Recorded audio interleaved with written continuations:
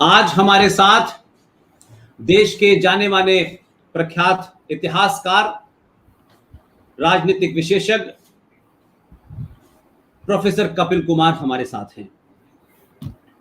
उनको आज बुलाने की एक खास वजह है और वो वजह यह है कि उस मुद्दे से वो बहुत पास से जुड़े हुए हैं। आप सब जानते हैं कि प्रोफेसर कपिल कुमार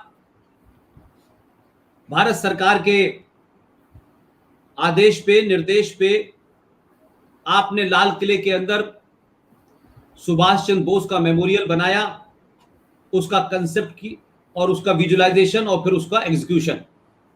उसके बाद में भारत सरकार की तरफ से, खासतौर से प्राइम मिनिस्टर नरेंद्र मोदी की तरफ से, 3 मूर्ति के अंदर जहां भारत के पहले प्रधानमंत्री रहते थे और उनके रहने के बाद किसी दूसरे को वहां रहने की इजाजत नहीं हुई, तब यह सवाल उठा कि 3 मूर्ति में सिर्फ एक प्रधानमंत्री क्यों, बाकियों के बारे में क्यों नहीं। वर्तमान सरकार के प्रधानमंत्री ने एक योजना के तहत 3 मूर्ति के अंदर तमाम सारे प्रधानमंत्रियों का इतिहास लिखने और फिर उनके म्यूजियम बनाने की बात की। उसके शुरू के 5 प्राइम मिनिस्टर की जिम्मेदारी प्रोफेसर कपिल कुमार को सौंपी गई। ये तो रही बैकग्राउंड, लेकिन सवाल यह है कि आज प्रोफेसर कपिल कुमार ही क्यों? क्योंकि मैं समझता हूं कि कपिल कुमार इस विषय के सबसे बेहतरीन जानकार हैं और यह विषय इसलिए महत्वपूर्ण है कि अभी हाल में देखा होगा कि एक सेंट्रल विस्ता परियोजना के तहत जो 2012 में अप्रूव की गई, उसमें नए संसद भवन, नए आवासीय परिसर का निर्माण करना था। इसमें प्रधानमंत्री, उपराष्ट्रपति के आवास के साथ कई कार्यालय भवन भी बनाए जाने थे, कई मंत्रालय भी बनाए जाने थे, केंद्रीय सचिवालय का भी निर्माण होना था। और इस परियोजना को सितंबर 2019 में इसकी घोषणा की गई और 10 दिसंबर 2020 में प्रधानमंत्री ने इसकी नींव रखी। और अब ये उसके बाद इस पे काम शुरू हुआ और फिर उसके बाद में आपको पता है कि किस तरीके से ये कोरोना वायरस आया। लेकिन सवाल सबसे बड़ा यह है कि इस देश में एक सो कॉल्ड ब्यूरोक्रेटिक एक माफिया है। मैं उसको इंटेलेक्चुअल माफिया इसलिए कहता हूं, इंटेलेक्चुअल टेररिस्ट इसलिए कहता हूं कि ये बड़े सेलेक्टिव तरीके से, बड़े सेलेक्टिव सब्जेक्ट के ऊपर अपनी प्रतिक्रिया देते हैं। और चाहे वो कसाब का मामला हो, अफजल गुरु का मामला हो, याकूब मेनन का मामला हो, ये जरूर चिट्ठी लिखेंगे, देश में बताएंगे कि हम बुद्धिजीवियों को जो है बड़ी तकलीफ है, देश की जो हमारी जो दो तहजीब है उसको धक्का लग रहा है। ये तमाम सारे लोग बड़े एक्सपर्ट हैं। कमाल की बात यह है कि ये जो योजना जो यूपीए के जमाने इस पे चर्चा हुई, कैबिनेट सेक्रेटरी ने उसको अप्रूव किया, खुद स्पीकर मीरा कुमार ने उसको आगे बढ़ाया, लेकिन ये किसी को नहीं पता था कि 2012 के अंदर सरकार चली जाएगी और कोई दूसरी विचारधारा की आ जाएगी। अब प्रधानमंत्री ने उसी चीज को आगे बढ़ाते हुए कहा कि भाई 1971 में भारत की पार्लियामेंट में कितनी सीटें होंगी उसको, जिसे कह सकते हैं रीशफलिंग हुई और उसमें गिनती उस वक्त के हिसाब से चल रही है। अब 2071 से 2021 आ गया और अब भारत की पॉपुलेशन 150 करोड़ के आसपास है और यह कहा जा रहा है कि पार्लियामेंट में बैठने की जगह ही नहीं है। लिहाजा ये सब बुनियादें थी। नरेंद्र मोदी ने उस पर काम शुरू कर दिया और यह परियोजना अब अपने पूरे तरीके से चल रही है। लेकिन कमाल की बात यह है कि इस देश में 5, 60, 70 वही जिनके बारे में मैंने कहा, वो याकूब मेनन हो, अफजल गुरु हो, कसाब हो, इनकी जो ह्यूमन राइट्स हैं वो यकायक एक खास समय पे देश के खिलाफ गद्दारों पे, जिहादी इस्लामिक आतंकवादियों के लिए ही निकलते हैं। लेकिन इन सब लोगों की चुप्पी यह है कि इसमें से बहुत सारे लोग, जिनकी मैंने एक नाम पूरी लिस्ट बनाई है, ये नरेंद्र मोदी सरकार में भी रह चुके हैं और ज्यादातर लोगों को मैंने देखा ये फॉर्मर तो है, लेकिन उसके बाद फिर इन्हें जॉब मिला रिटायरमेंट के बाद, यानी बुढ़ापे की पार्किंग इनको मिलती रही। लेकिन इस सरकार ने यह नहीं किया कि आने के बाद उन सबको हटा देते। बहुत सारे लोग हैं, उन्हें नहीं हटाया, टर्म पूरा। हां, इस सरकार ने उन्हें नया साइकिल स्टैंड नहीं दिया और इसलिए ये इनकी बौखलाहट है। तो ये हर चीज में अपना एक लेटर जारी करके लोगों के अंदर ये बता करके, देखिए हम बहुत बड़े बुद्धिजीवी हैं। एक तो मैं नहीं समझ पाता कि ये आईएएस जो होते हैं, जो ये समझते हैं कि वो किताबों को रट लेने से टॉप कर लेते हैं तो उनके अंदर ज्ञान भी हो जाता है, वो इंटेलेक्चुअल भी हो जाते हैं। तो अगर इंटेलेक्चुअल कोई होता है तो रीडर हो, प्रोफेसर हो, जो लोग पढ़ाते हैं। ये आईएएस जो सरकारी क्लर्क है, व्हाइट कॉलर जॉब है, जो इस आईएएस से पहले आईसीएस थे, जो अंग्रेजों के गुलाम थे, उसी के ऑफिस में, उन्हीं बिल्डिंगों के अंदर ये आईएएस चले गए।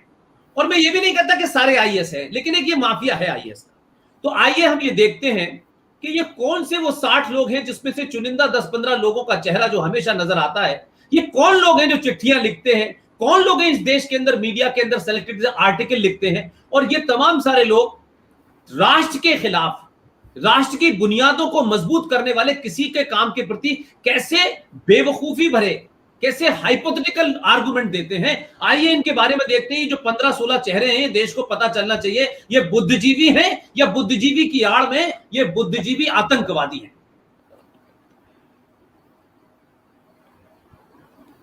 ये हैं आफताब सेठ साहब। ये जापान में भारत के राजदूत रहे हैं। आप हैं मैडम अरुणा रॉय, आईएएस हैं। आपने रिजाइन किया और एक्टिविस्ट हो गई। आप इनका नाम कई जगह देख। ये हैं एएस दुल्लर साहब, आईपीएस हैं। ये रॉ के चीफ रहे और फारूक अब्दुल्ला की सिफारिश पर अटल बिहारी वाजपेयी ने रॉ का चीफ बनाया। ये जनाब है हर्षमंदर साहब, मध्य प्रदेश सरकार में थे। ये हर चीज पे साइन करते हैं। इनका चेहरा पहचानिए। ये कल्चरल मिनिस्ट्री में फॉर्मर सेक्रेटरी थे गवर्नमेंट ऑफ इंडिया में, बाद में प्रसार भारती बोर्ड के सीईओ भी बने। आप हैं जावेद उस्मानी साहब। ये मुलायम सिंह की सरकार में वहां किस तरीके से यूपी में चीफ सेक्रेटरी रहे।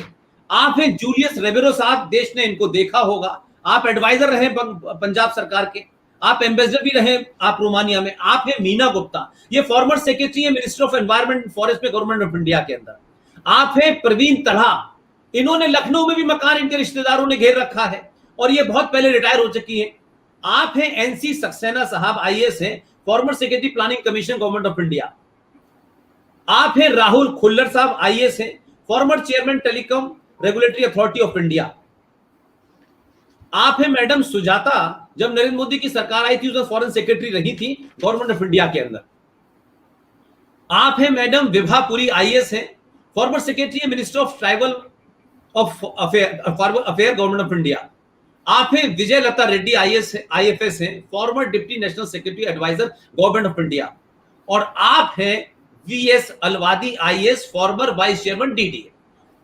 ये तमाम चेहरे मैंने इसलिए रखा कि जितने भी मैंने अब तक के चिट्ठियां देखी मैंने इनकी, ये नाम कॉमन होते हैं और यही दुनिया में सबसे ज्यादा जहन अल्लाह ने नहीं दिया है और सारे लोग बेवकूफ हैं और सब लोग अपने मेन रिटायरमेंट के बाद एक एक पार्किंग ले चुके हैं। अब बुढ़ापे में इनको पार्किंग कोई नहीं दे रहा, तो कैसे अपनी उस खोई हुई रिलेवेंस को बनाएं, इसलिए ये चिट्ठी लिखते हैं। और एक और साहब जिनका जिक्र इसलिए जरूरी है कि ये वो जो एक सहमत नाम की एक संस्था बनी थी जिससे दुनिया असहमत थी और उनका अलीगढ़ से भी रिश्ता है, मैं इसलिए जानता हूं। उन्होंने भी कितनी मक्कारी के साथ, उनका नाम है सुहेल आशमी। वैसे तो वो छोटी छोटी डॉक्यूमेंट्री बनाते हैं, लंबी चादर गले में डालकर घूमते रहते हैं दिन भर। उनका मंडी हाउस और प्रेस क्लब से ज्यादा उनका कहीं जिंदगी चलती नहीं है। और शबनम हाशमी के बारे में कौन नहीं जानता, वो कितनी बड़ी एक्टिविस्ट थी। तो ये उनसे जुड़े हुए हैं। इन्होंने एक अनन्या मल्होत्रा नाम की लड़की, वो भी एक्टिविस्ट है, उसको लेकर सुप्रीम कोर्ट जाकर के आपने एक पीआईएल डाली कि ये जो है पब्लिक इंटरेस्ट में है और ये नहीं बनना चाहिए। और यहां तक इन्होंने कहा कि ये जो बनने जा रहा है ये मौत का केंद्रीय किला होगा, इस तरीके के अल्फाज। तो कोर्ट ने इनको झाड़ लगाई और कहा कि इसमें आपका निजी एजेंडा ज्यादा है, इसमें सामाजिक एजेंडा कम लगता है, और झाड़ भी लगाई। और पहली बार कोर्ट ने 1 लाख रुपए का जुर्माना, कहा कि 4 किश्तों में आप 4 हफ्ते में जमा कर दें। तो मैं कुल मिलाकर के कपिल भाई ये पूछना चाहता हूं कि लोगों को इस योजना परियोजना से नफरत है या एक तस्वीर आपके सामने दिखाना चाहता हूं, या इस तस्वीर से दिक्कत है। ये जो इनॉग्रल पत्थर लगा हुआ है जिसमें श्री नरेंद्र मोदी इसका फाउंडेशन स्टोन रख रहे हैं, और भारत के प्रियम्बल के पहले वाला जो चित्र है जिसमें प्रियम्बल, उसकी बॉर्डर है जिसमें हमारे सनातनी दौर की चित्र बने हुए हैं।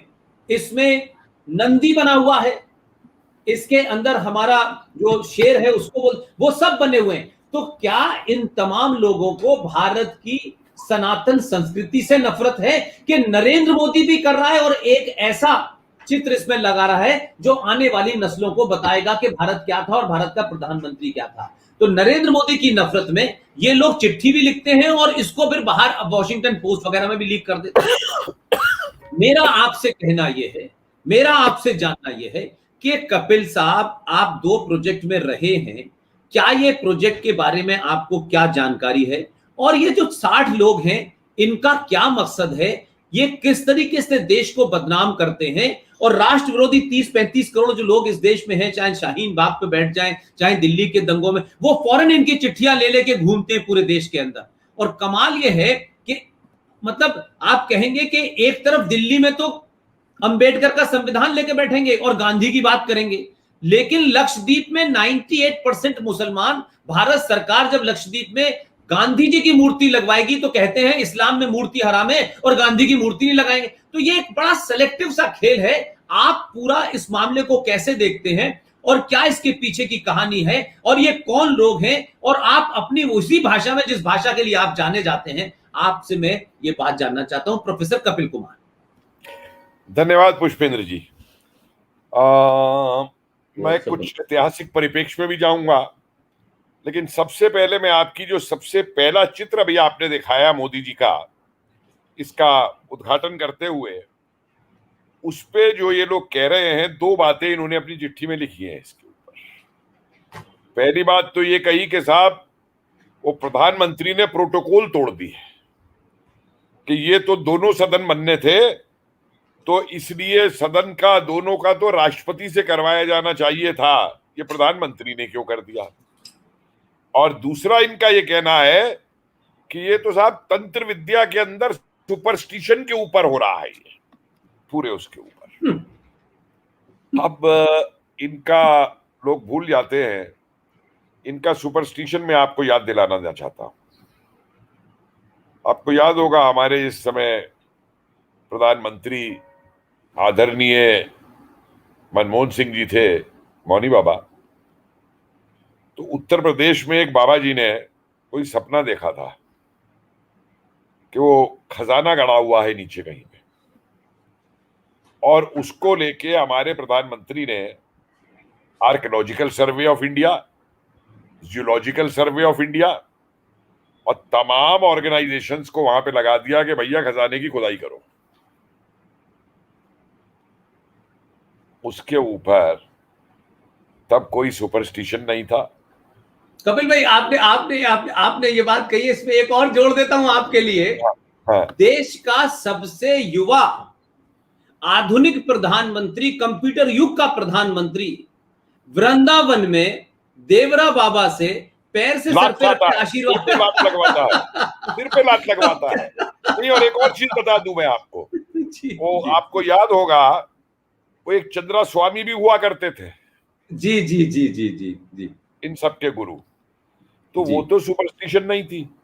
ये इरफान हबीब हिस्ट्री कांग्रेस में इन्होंने जिस समय द्वारका की साइंटिफिक खुदाई शुरू की, डॉक्टर राव ने, अंडर वाटर, हंगामा उतार दिया, रेजोल्यूशन पास किए कि साहब वो पब्लिक एक्सचेकर का पैसा वेस्ट हो रहा है, ये तो मिथक है, माइथोलॉजी है।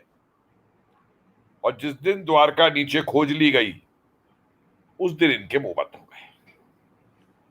इसी तरीके से उस बाबा को लेकर के जब खजाना खोदा गया, तब इन्हें नहीं दिखाई दिया कि ये सही क्या कर रहा था या किसके कहने पे खोद रहा था। तो ये तो इनका चरित्र जो है देश की जनता के सामने लाना इसलिए बहुत जरूरी है कि इनके मापदंड क्या है। इनके मापदंड सिर्फ एक है, और वो मापदंड वो है जो कार्ल मार्क्स ने चलाया था। उस मापदंड को ये चलाते हैं। और हमारे बहुत सारे ये जो मित्र हैं, ये जो अभी आपने 60-65 नाम दिखाए, ये 80-85 जो ये नए हैं, ये मत भूलिए कि ये आईएएस या आईएफएस के अंदर किन की किताबें पढ़ करके बैठे हैं। ये ज्यादातर वो है जो इतिहास सब्जेक्ट लेते थे पुराने वाले। अब तो पिछले 5-7 साल से सब्जेक्ट बहुत बढ़ा दिए गए हैं आईएएस के अंदर। ये वो लोग हैं जो सिर्फ बिपिन चंद्रा की किताबें पढ़ करके आईएएस के अंदर बैठते थे और उसको पास करते थे, और जो बिपिन चंद्रा की किताब में लिख दिया गया वो इनके लिए पूरा इतिहास का सबूत था। एक हमारे यहाँ जो सबसे भयंकर चीज हुई, शायद मैंने पहले भी कही थी एक बात को, कि देखिए हमारे यहां से जो अंग्रेजों के प्रति प्रेम था, गांधी ने तो खुद कहा एक बार कि मैंने 29 साल तक अंग्रेजी साम्राज्य की सेवा की। उससे ज्यादा सेवा किसने की है अंग्रेजी साम्राज्य की। और 47 के अंदर जब आप उस मुल्क के प्रतिनिधि को, जिस मुल्क ने 170 साल के करीब तक इस देश को लूटा हो, यहां नरसंहार कराए हुए हो, लोगों को टॉर्चर किया गया हो, जेलों में भेजा गया हो, बंद करवाया गया हो, गोली से उड़ाया गया हो, तोपों से उड़ाया गया हो, पेड़ों पे फांसियां दी गई हो, बंद कर करके रखा हो, उस देश के अंतिम प्रतिनिधि को जब आप अपने डोमिनियन का पहला गवर्नर जनरल बनाएंगे, तो जो उसके नीचे आईसीएस काम कर रहा था, जो उसके नीचे ब्यूरोक्रेसी काम कर रही थी, उसमें क्या अंतर हो जाएगा, पहली बात। और उसमें आप देखिए, मेरे तो होश उड़ गए जब मैंने इस डॉक्यूमेंट को देखा। 2-3 डॉक्यूमेंट मुझे मिले। वीपी मेनन हम बड़ी इज्जत करते थे कि साहब वो सेक्रेटरी थे सरदार पटेल साहब के साथ में, और इंटीग्रेशन ऑफ स्टेट्स में इन रजवाड़ों को एक करने में बड़ा रोल रहा। तो मैं हैरान हो गया कि कश्मीर को लेकर के लियाकत अली और नेहरू की मीटिंग होनी थी दिसंबर 1948 में लंदन के अंदर। तो ये वीपी सिंह साहब जो है, ये एक पत्र लिखते हैं माउंटबेटन के नाम। माउंटबेटन तब तक जा चुका है, और उस पत्र में लिखते हैं कि मैं ये फॉर्मूला आपको भेज रहा हूं कश्मीर के ऊपर, कि वैली जो है, कश्मीर वैली, वो आप पाकिस्तान को दे दो, जो जम्मू का डोगरा इलाका है ये आप हिंदुस्तान को दे दो, और लद्दाख में प्लेबिसाइट करा दो, और मैं अपने मंत्रियों को इसके लिए मना दूंगा। और यही नहीं करते।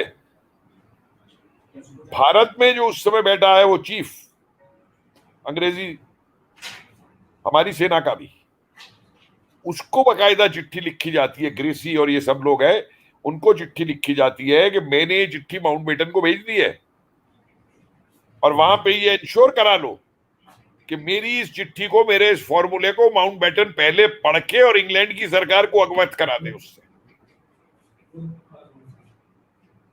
हमारे सेक्रेटरी। और वही नहीं, हैदराबाद का जब ऑपरेशन होना है, ऑपरेशन पोलो सरदार पटेल ने करना है, आंखें फट जाती हैं डॉक्यूमेंट को देख के। जो चिट्ठी लिख करके बता रहा है आर्मी के चीफ को कि ये पॉलिटिकल डिसीजन हो गया है कि हैदराबाद पे एक्शन होना है। एक्शन किस दिन होगा ये मेरी नॉलेज में नहीं है, लेकिन मैं तुम्हें ये बता दे रहा हूं कि एक्शन होगा। और नतीजा उसका क्या हुआ कि वो निजाम ने अपना खजाना जो है वो ट्रांसफर कर दिया इंग्लैंड। वो हवाई जहाज के थ्रू, जो कराची और गोवा होते हुए हवाई जहाज यहां ऑपरेट कर रही थी कंपनी, उसके थ्रू, और कितना असला मंगवा करके रख लिया। एक एक रिकॉर्ड है सारा कुछ। और अफसोस की बात यह है, और अफसोस नहीं होता अब मुझे, अब तो मैं देखता हूं कि क्यों हो रहा है ये, कि जब हम 15 अगस्त के दिन, जिस दिन को माउंटबेटन ने इसलिए चुना था कि उस दिन उसने जापान का सरेंडर लिया था, और आजाद हिंद सरकार ने सरेंडर करने से मना कर दिया था, आईएनए ने सरेंडर करने से मना कर दिया था, उस दिन को माउंटबेटन चुनता है भारत को डोमिनियन स्टेटस बनाने के लिए, जिसे आजादी कहते हैं, छोड़िए। और उस दिन जब नारे लगाए जाते हैं पंडित माउंटबेटन की जय, तो आप उस मानसिकता से गुलामी की बाहर कहां निकल सकते? अब उससे बाहर कहां निकल सकते? और आज भी वही मानसिकता बनाई गई। ओ फला फला grandfather was ICS, his father was ICS. और ये जो इस तरीके की चीजों को प्रमोट करते हैं, चाहे वो ब्यूरोक्रेट्स हो और चाहे और हो, उनको वो सुभाष चंद्र बोस याद नहीं आता जिसने आईसीएस की परीक्षा पे लात मार दी थी ये कह करके कि strike out my name from the list of successful candidates. उनको याद आते हैं वो बड़े आईसीएस साहब, बड़े आईसीएस साहब जो अंग्रेजों के कोलैबोरेटर थे।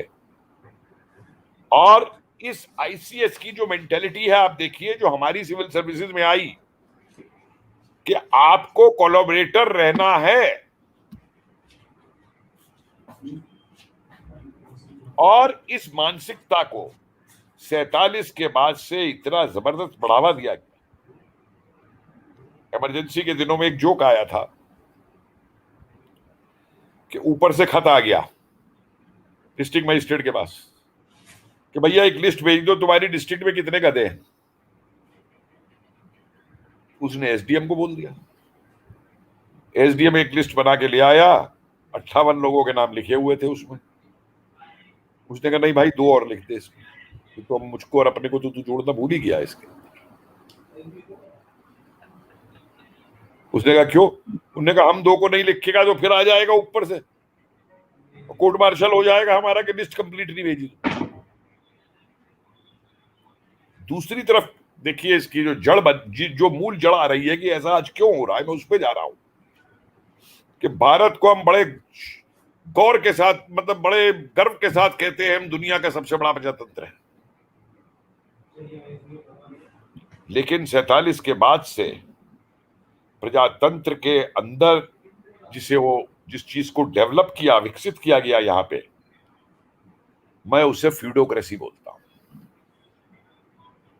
फ्यूडलिज्म प्लस डेमोक्रेसी का संधि मिला करके फ्यूडोक्रेसी, कि ये सामंतवादी प्रजातंत्र जो यहां पे डाला गया कि आप कश्मीर से लेकर के और नीचे तमिलनाडु तक चले जाइए, 20 परिवारों ने इस देश के ऊपर राज किया। तो दिक्कत यही है क्योंकि अब ये परंपराएं टूट रही है। नाम परिवारों के मालूम है सबको, तो ब्यूरोक्रेट को भी मालूम है कि भैया घूम फिर करके यही परिवार वाला आना है। आज ये चला गया, कल वो आ गया। अभी मजाक देखते हैं ना ये लोग जब वो बात करते हैं कि वहां सरकार तोड़वा दी, वहां ये कर दिया, वहां डिफेक्शन हो गया। अरे भाई भजन लाल ने क्या किया था हरियाणा के अंदर, उसे लोग भूल गए कि पूरी पार्टी की पार्टी और कैबिनेट लेकर के चला गया था, वो भी तुमने करवाया था। इसके बाद इन्होंने एक और चीज की जिसे मैं कहता हूं पारिवारिक डायनेस्टिक रूल, पारिवारिक राज्य। और उस डायनेस्टिक रूल के अंदर आपको चाहे वो ब्यूरोक्रेट हो और चाहे पॉलिटिकल सपोर्टर हो, आपको डायनेस्टिक स्लेव चाहिए था। पूरे कांग्रेस का इतिहास उठा के देख लीजिए, एक अकेले सुभाष चंद्र बोस अलग खड़े हैं जो कांग्रेस के प्रेसिडेंट का अध्यक्ष चुनाव लड़के जीते, और एक शायद बाद में आया है, शायद पद्मकांत मालवीय, अर्ली 50s के अंदर। कभी डेमोक्रेटिक वैल्यू नहीं लाई गई।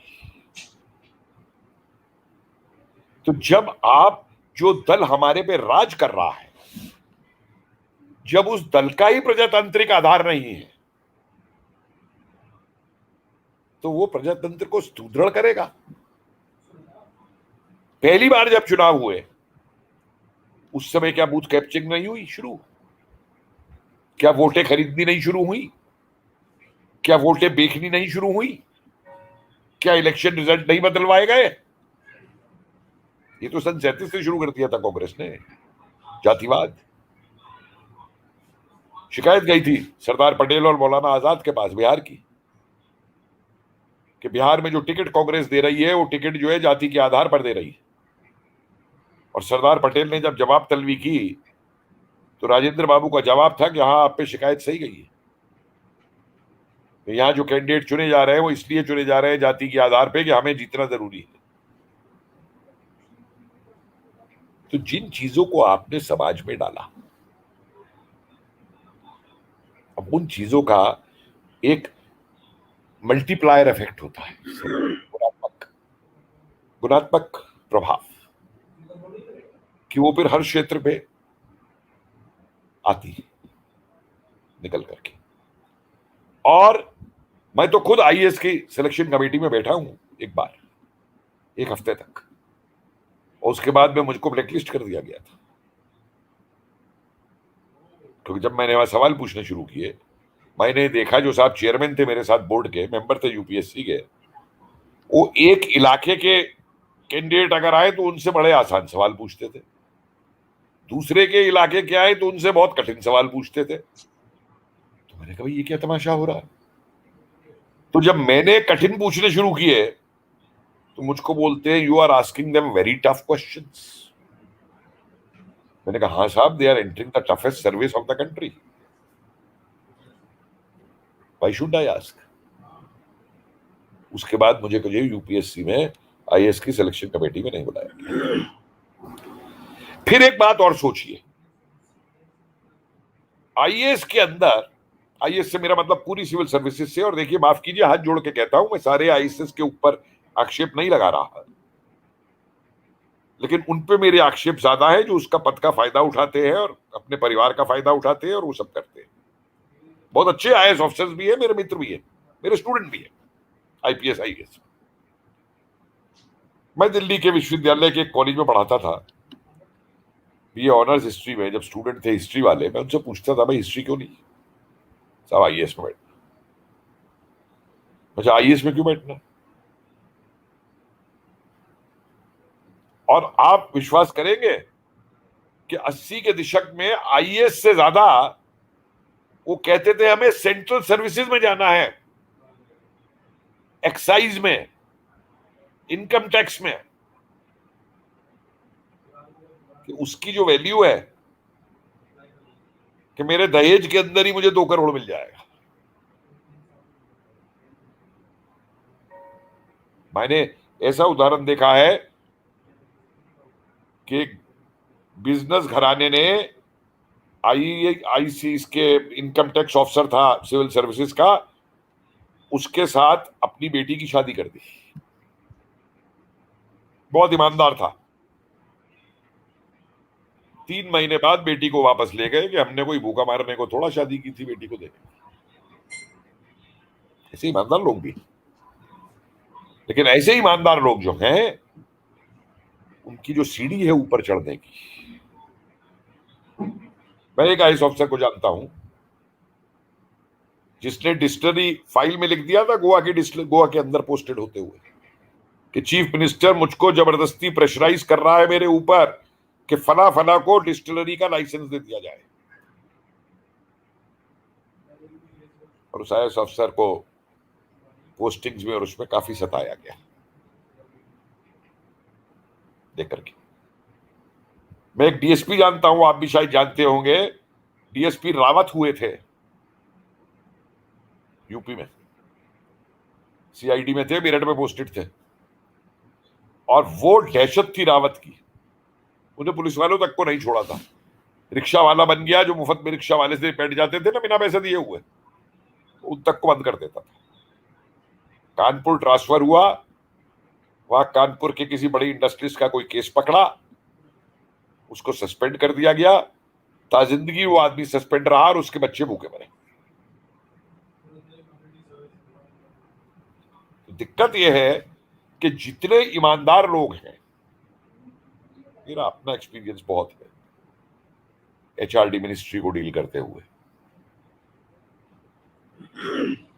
मैं अगर आपको उदाहरण देना शुरू करूं कि कैसे वहां जो ईमानदार लोग हैं उनको मार्जिनलाइज किया जाता है और किस तरीके से जो बेईमान है उनको उठाया जाता है। मैंने तो वो 19 कागजात बाहर निकाल के दे दिए थे जब सोमनाथ चटर्जी ने चिट्ठी लिखी थी मनमोहन सिंह को कि वेद प्रकाश को यूजीसी का चेयरमैन बनाओ। वो चिट्ठी सोमनाथ चटर्जी की लिखी हुई, और उसके बाद मनमोहन सिंह की चिट्ठी लिखी हुई कपिल सिब्बल साहब को, और पूरी प्रक्रिया कैंसिल करके, सिब्बल शायद नहीं बनाना चाहते थे उनको, उनकी मिनिस्ट्री हटने के बाद में वो जो आए पल्लव राजू साहब, तो किस तरीके से मैनिपुलेशन होते हैं वहां पे, किस तरीके से टेंडर देने के अंदर चीजें की जाती हैं, अंदर बुला के कमरे में पहले सब सेटिंग हो जाती है। मैंने जब हिस्ट्री ली थी, मैं 10वीं क्लास से इतिहास पढ़ रहा था साइंस सब्जेक्ट के साथ, तो उस जमाने में बचपन में भूत रहता है, हमारे दिमाग में भी भूत था आईएएस का। बीए करते करते वो भूत उतर गया, फिर आया कि नहीं आईपीएस बन जाओ, आईएएस नहीं। तो किसी ने पूछा आईपीएस क्यों? मैंने कहा यार एक रात तो मिनिस्टर को भी बंद कर देंगे थाने के अंदर, अगले दिन जो होगा देखी जाएगी, और वो भी भूत उतर गया। और जब फादर ने हमसे पूछा कि टीचिंग में क्यों जाना चाहते हो, तो मैंने एक जवाब दिया था, मैं कहा इस प्रोफेशन के अंदर मुझे जो भी तनख्वाह मिलेगी कम या ज्यादा, मैं अपना काम जो है ईमानदारी से क्लासरूम में कर सकता हूं बच्चों को पढ़ा करके, और मुझे एक मानसिक ये रहेगा कि मैं करप्ट सिस्टम का पार्ट नहीं, और मैं किसी का नौकर नहीं हूं। मेरी आवाज बुलंद रहेगी, और आज भी मैं इसीलिए मैं डरता नहीं बोलते कुछ। अब ये जो मानसिकता इन लोगों की आई, पहली चीज मैंने आपको बता दी कि ये इसके अंदर सेंट्रल विस्टा भी, अरे भाई इतिहास पे जरा सी नजर डालो। तुम कह रहे हो कोविड में इसको बंद कर दो, इनको ये मालूम है कि मल्टीप्लायर इम्पैक्ट इकोनॉमी में क्या होता है। शायद इनमें टूरिज्म मिनिस्ट्री में कोई नहीं रहा मेरे ख्याल से, कि अगर एक पर्यटक आता है तो 5 लोगों को नौकरी देता है, ये पर्यटन का अंदर सिद्धांत माना जाता है। अब ये 30,000 करोड़ का विस्टा है या 20,000 करोड़ का विस्टा है, ये पैसा क्या 30,000 करोड़ मोदी जी की जेब में जा रहा है? तो रोज ये शुरू हो जाते। कंस्ट्रक्शन इंडस्ट्री, तो दिल्ली सरकार ने तो लेबर को भगा दिया ना दिल्ली से धक्का देकर के कोविड के दौरान। जरा जाइए विस्टा के जो प्रोजेक्ट चल रहे हैं उस पे आज भी गरीब बिहार और यूपी और राजस्थान और मध्य प्रदेश के लेबर को कितनी नौकरी मिली हुई है। मैं तो 3 मूर्ति में जब ये जा रहा था काम करने, तो वहीं क्योंकि उसका भी काम चल रहा है, म्यूजियम का बन रहा था, तो करीबन 40-50 बच्चे थे वहां पे इस पीरियड में कोविड के दौरान में लेबर के। तो मैं कभी उनके लिए मुंह से कहना नहीं चाहिए, मैंने उनको ले जाके मास्क दिए, कभी उनके लिए कुछ खाने को ले गया, कुछ ले गया, जो भी आदमी कर सकता था। कितने लोगों को रोजगार दिया हुआ है इसने। खुद इन लोगों के अल्फाज है, मैं बताऊं आपको, इनके कांग्रेस के ब्यूरोक्रेट्स के और इनके भाषण है, बड़े बड़े प्रेस कॉन्फ्रेंसेज है इनकी, कि हमने ये रूल चेंज कर दिया, इससे कंस्ट्रक्शन इंडस्ट्री को बढ़ावा मिलेगा, कंस्ट्रक्शन इंडस्ट्री को बढ़ावा मिलेगा तो सीमेंट इंडस्ट्री को बढ़ावा मिलेगा, उधर लोहे की इंडस्ट्री को बढ़ावा मिलेगा सरिये बनाने की, उधर नए मकान और कंस्ट्रक्शन होंगे तो हाउस होल्ड गुड्स की, किचन गुड्स की इंडस्ट्री को मिलेगा, टेक्सटाइल को मिलेगा, पर्दे और बनेंगे, लोग आएंगे मकान बना करके लेंगे। अरे बेसिक इकोनॉमिक्स से भाई मेरे, ये मल्टीप्लायर इफेक्ट, और इस कंस्ट्रक्शन का जो मल्टीप्लायर इफेक्ट है, बाकी चीजों पर तो मैं बाद में आऊंगा। मैं इसलिए इसको कह रहा हूं कि जिस चीज को ये क्या आलोचना करती है, इनके दिमाग नहीं है इनके, कि कोविड काल में जहां लोगों को रोजगार नहीं मिल रहा, अगर वहां 5,000, 10,000, 20,000 लोगों को रोजगार मिल गया है तो उस रोजगार को बंद करवा दो उनके, इस पीरियड के अंदर रुकवा दो इसको। कोई जाहिल भी ये बात नहीं करेगा। तो ये तो बड़े बड़े पदों पे रहे हुए लोग, ये गरीब की बात करते हैं। कपिल भाई देखिए, कपिल भाई कोविड के बाद तो चलिए एक बार वो मान भी लेते हैं, बस टू बस का मान लेते हैं, लेकिन जो बातें उस चिट्ठी में लिखी गई हैं कि ये तो किसी तांत्रिक के कहने पे हो रहा है और ये प्रोटोकॉल हो, नहीं मैं वही कह रहा हूं कि इन्होंने कभी इस बात पे सवाल नहीं उठाया कि अभी हाल में ही यूएस में इलेक्शन हुआ और यहां तो छोटी छोटी बात पे सवाल उठाते हैं। बिडेन और कमला हैरिस दोनों शपथ लेने से पहले चर्च में गए, चर्च से लौटने के बाद बाइबल को लेकर शपथ ली, तो वहां पर कुछ नहीं हुआ, वहां तंत्र मंत्र ये वो फलाना ढिमाका कंजर्वेटिव, ये सारा ज्ञान भारत के अंदर ही देंगे। तो प्रॉब्लम नरेंद्र मोदी है, क्योंकि नहीं साहब राष्ट्रपति को करना चाहिए था, अपना नाम लिखवाना चाहते हैं, सनातन को स्थापित करना, ये बकवास जितनी की जा रही है ये यही करते हैं और कहीं नहीं करते। तो मैं जो आपसे लार्जर बात कह रहा हूं, वो तमाम सारी बात मान ली मैंने। उसी उस विस्ता जो प्रोजेक्ट चल रहा है उससे 2 किलोमीटर दूर और जगह कहीं उसको क्यों नहीं रुकवाते? देखिए, मैं उस पे प्रोजेक्ट्स पे आपको बता दूं इनकी कहानी। आपने शुरू में ही 3 मूर्ति भवन का जिक्र किया जी। ब्रिटिश कमांडर इन चीफ की कोठी होती थी, हमारे डोमिनियन के पहले प्रधानमंत्री जी ने अपने लिए सेलेक्ट की। और जैसा आपने कहा कि जब वो ऊपर चले गए तो उसको इतना बड़ा म्यूजियम बना दिया गया। भाई तब गवर्नमेंट प्रॉपर्टी का वेस्टेज नहीं हो रहा था, सफदरजंग रोड को म्यूजियम बना दिया गया, तब प्रॉपर्टी का वेस्टेज नहीं हो रहा था। या इतने बड़े बड़े जमुना के तट के ऊपर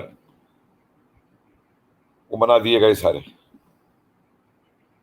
तब लैंड का वेस्टेज नहीं हो रहा था, फंड्स का वेस्टेज नहीं हो रहा था। अपना मैं जो मर्जी बनवाऊं, Indira Gandhi culture for arts बना, वो इनके टाइम में बिल्डिंग बनी, उसकी बहुत बड़ी बनी, बहुत अच्छी बनी साहब।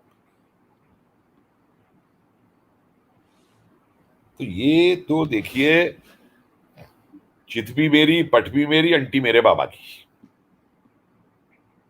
और एक चीज मैं आपको और बता दूं, ये जो चिट्ठियां लिखने वाले हैं ना, ये कोई अलग अलग आदमी नहीं है। आप किसी लिंग्विस्ट से, एक्सपर्ट से एक बार बैठ करके जो चिट्ठी अवार्ड वापसी गैंग लिखता है, जो चिट्ठी ये इंटेलेक्चुअल लिखते हैं, और जो चिट्ठी ये क्या इन्होंने क्या ऑर्गेनाइजेशन को नाम बनाया है इनका, कंसर्न्ड, क्या नाम है इसका, कंसर्न्ड रिटायर्ड टॉप ब्यूरोक्रेट्स। अच्छा, इनका जो अपने आप ही टॉप है। कंसर्न्ड रिटायर्ड टॉप ब्यूरोक्रेट्स, वो तो नाम ही ये दिखाता है टॉप ब्यूरोक्रेट्स, कि इनकी मानसिकता क्या है, इलीटिस्ट, जो देश को इन्होंने वो किया।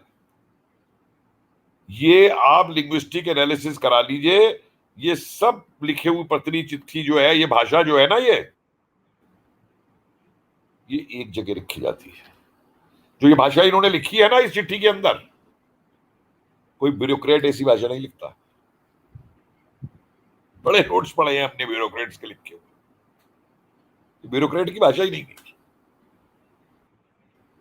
जिस जिस तरीके के शब्दों का इस्तेमाल किया गया हो इसके अंदर, जरा मुझे एक ब्यूरोक्रेट दिखा दे अपनी सर्विस के दौरान जो कुछ हो रहा था, और जिन पदों को ये लेकर के बैठे थे, अपनी किसी फाइल नोटिंग पे इन्होंने ऐसी भाषा इस्तेमाल की। इनकी भाषा ही नहीं है। इनकी भाषा तो ये है, वही जानते हैं जो ब्रिटिश वाली भाषा थी, जो नीचे लिखा जाता था ना चिट्ठी में, I am sir yours most obedient servant. ये तो देखिए आरटीआई आने के बाद में थोड़ा ये हिल गए। नहीं, पहले क्या होता था, जो इन्हें करना होता था, हिंदुस्तान की हुकूमत को डेस्क ऑफिसर चलाता है, ये मैं आपको बता दूं, मिनिस्ट्री के अंदर जो भी फाइल होती है ना, उस पर वो नोट लिखता है सबसे पहले। और डेस्क ऑफिसर ने अगर ये लिख दिया कि मिलिट्री कह रही है कि हमको वो 4 mm की चीज चाहिए, और डेस्क ऑफिसर ने लिख दिया अगर ये 3 mm की क्यों नहीं ले सकते, तो फिर डेस्क ऑफिसर से सेक्शन ऑफिसर, वो करते करते डायरेक्टर, जॉइंट सेक्रेटरी होते होते सेक्रेटरी तक, वही नोट ऊपर तक चलता चला जाएगा। तो पहले ये लोग क्या करते थे कि डेस्क ऑफिसर को बुलाया जाता था, उसको कहा जाता था भाई ऐसा नोट लगा दो। जब से ये आरटीआई आई, बहुत बड़ा फायदा हुआ है आरटीआई का थोड़ा बहुत, तो डेस्क ऑफिसर भी कॉशियस हो गए कि साहब हमने अगर ये लिख के दे दिया, हमने फाइल इस तरीके से मूव कर दी, तो कल को हमारे ऊपर न बात आ जाए कि हमने ये कैसे लिख दिया। तो इनकी जो तड़फड़ाहट है ना, वो कई वजह से है। आप ये देखिए, शिक्षा का व्यापारीकरण हुआ इस देश के अंदर, मटका स्टेट से शुरू हुआ ये। महाराष्ट्र, आंध्रा, कर्नाटका, तमिलनाडु, मटका स्टेट्स जिन्हें बोलते हैं। हम लोगों को तो बीमारी बोलते हैं ना, ये बिहार, यूपी, मध्य प्रदेश, राजस्थान, उत्तर प्रदेश, ये तो बीमारू स्टेट्स हैं। ये बोला जाता है इनकी भाषा में, बता रहा हूं आपको कि बीमारू स्टेट्स और मटका स्टेट्स। सबसे पहले किनको किया गया? वो डेंटल कॉलेज बनाए गए, मेडिकल कॉलेज बनाए गए, फिर इंजीनियरिंग कॉलेज बने, फिर वो एमबीए वाले बने, फिर वो आईटी वाले बने। कुछ रिसर्चर्स को लगा दीजिए, और इनमें जो पढ़ने वाले छात्र थे ना, उनके अभिभावक क्या करते थे, तो कुछ बहुत अच्छा रिकॉर्ड आपको मिल जाएगा। नहीं, लेकिन कपिल भाई, मैं एक बात ये पूछ रहा हूँ कि मैं ये सब बात मान ली मैंने, लेकिन मेरा कहना ये है कि आप मुझे बताएं कि आप नौकरी करें, फिर एक्सटेंशन भी ले लें, फिर रिटायरमेंट पर पार्किंग भी ले लें, मतलब आपके कब्र में जाने तक आपका जो ज्ञान है, जिसे आप ही ज्ञान मानते हैं, वो सरकारों को, नए लोगों के पास कोई ज्ञान नहीं है, इन्हीं के पास नहीं ज्ञान नहीं है। नहीं, नहीं, नहीं, देखिए देखिए देखिए, ऐसा है, ये एक मानसिकता है। हम लोग क्या करते हैं, हम ये एनालिसिस करते हैं, साहब उसको अभी भी पैसा चाहिए, वो चाहिए। देखिए, ये एक मानसिकता से ग्रस्त हो चुके होते हैं। मैं अगर रिटायर हुआ हूं एज ए प्रोफेसर, मुझे कोई चिंता नहीं है, मैं फिर रिसर्च कर रहा हूं, फिर अपनी किताब लिख रहा हूं, फिर वो कर रहा हूं। लेकिन ये जब रिटायर हो जाते हैं, तो इनको फिर किसी कमेटी की चेयरमैनशिप चाहिए, इनको कई फिर बोर्ड की गवर्नरशिप चाहिए, क्योंकि सत्ता का भोग करते करते और सत्ता का इस्तेमाल करते करते जो इनकी सत्ता करने की और हुक्म चलाने की मानसिकता बन चुकी है, ये उस मानसिकता से बाहर नहीं आ सकते। अब बहुत कम आते हैं बेचारे, बहुत अच्छे अच्छे लोग भी हैं, मैं जानता हूं, रिटायर्ड सेक्रेटरीज हैं बहुत अच्छे अच्छे। मैं जानता हूं, हमारे एजुकेशन में सेक्रेटरी हुआ करते थे एमके खाओ, हेड्स ऑफ टू हिम। अभी भी है सेक्रेटरी एचआरडी में इस समय, शायद रिटायर हो गए 31 को, या अभी भी चल रहे हैं। निहायत ईमानदार आदमी, और उसकी जगह ऐसे ऐसे लोग भी बैठे हैं, मैं आपको बता दूं, क्योंकि ये मानसिकता की जो बात कर रहा हूं। आपको याद होगा, एक जमाने में यूजीसी ने एक ऑर्डर निकाल दिया था कि जितनी ये प्राइवेट, ये डीम्ड यूनिवर्सिटी हैं, ये अपने नाम के आगे से डीम्ड टू भी हटा सकती। तो मैंने इसे दिल्ली हाई कोर्ट में चैलेंज किया, पीआईएल के थ्रू। आर्गुमेंट मैंने ये दिया कि दिल्ली के, देखिए, यूजीसी का एक्ट नहीं बदला गया है, यूजीसी के एक्ट को बदलने का अधिकार केवल पार्लियामेंट को है, तो ये ऑर्डर यूजीसी कैसे निकाल सकती है। हमारे दोस्तों ने कहा, कपिल भाई सिक्योरिटी ले लो, तुमको मालूम नहीं तुमने क्या छेड़ दिया, ये अरबों रुपए का मामला है, मैं सिक्योरिटी कहां से। तो हमने अपने मीडिया में दोस्तों से बात की। आपको याद होगा 2009-10 के करीब बहुत सारी रिपोर्टिंग हुई थी कि वो क्या बोलते हैं, वो मनी लेता हुआ पकड़ा गया, क्या नाम, क्या शब्द अंग्रेजी में यूज होता है उसके ऊपर, के एडमिशन में तो चाहे 50,000 लगते हो, 4 लाख ऊपर से जो लेते थे एडमिशन कराने के, 2 करोड़ मेडिकल के एडमिशन के, फलाने ढिमकाने, दुनिया भर की चीजें पकड़ी गई उस जमाने में, काफी कुछ हुआ, और मैं उस केस को जीता। नतीजा क्या हुआ कि कुछ मिनिस्ट्री के अंदर जो अधिकारी, जिन्होंने, जो इसके अंदर पार्टी थे, मेरे ऊपर मुकदमा डाल दिया झूठा, और आज भी वो मुकदमा चल रहा है। आज भी मैं बेल के ऊपर हूं, 20,000 रुपए की पर्सनल बॉन्ड की बेल के ऊपर। 10 साल हो गए, सब कुछ प्रूव हो चुका है। जज भी जानते हैं कि ये चीज गलत है, वो मेरे नकली दस्तखत किए हुए हैं, लेकिन जो लिंकेजेस हैं इन लोगों के, जो टाइप्स हैं इन लोगों के, और एक दूसरे को ऐसा बैकअप करते हैं साहब, मैं आपको बता नहीं सकता, ऐसी सपोर्ट करते हैं एक दूसरे की, मैं आपको बता नहीं सकता पूरे उसके अंदर, क्योंकि एक वो मानसिकता जो बन चुकी है। आज यही जो 65 चिट्ठी लिखने वाले हैं ना, आज इनको एक एक कमीशन का चेयरमैन बना दो और फिर से गाड़ी दे दो,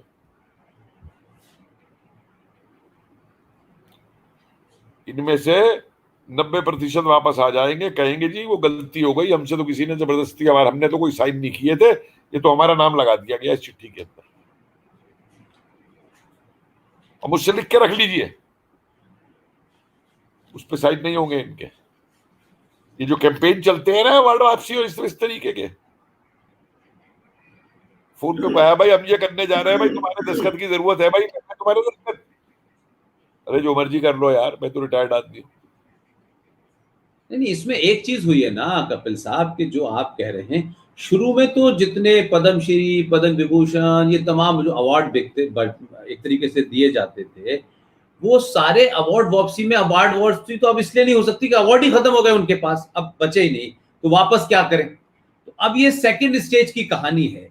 मैं ये पूछता हूं कि क्या कभी किसी ब्यूरोक्रेट ने, चलिए माना कि सरकार में रहते हुए आपकी बाधाएं हो सकती है, सरकार से निकलने के बाद किसी ब्यूरोक्रेट ने आज तक ये पूछा, कोई ऐसी मुहिम चलाई कि भाई इस देश में 1860 का आईपीसी कानून चल रहा है, इस देश में 1861 का पुलिस एक्ट चल रहा है, इस देश में 1872 का जो है एविडेंस एक्ट चल रहा है, और ये जो पेंडेमिक अभी है 5 स्टार नहीं होटल नहीं आज नहीं, भी, मैं और कह रहा लाहौर हूं एक्ट, लाहौर पुलिस एक्ट और ये सब चल रहे हैं।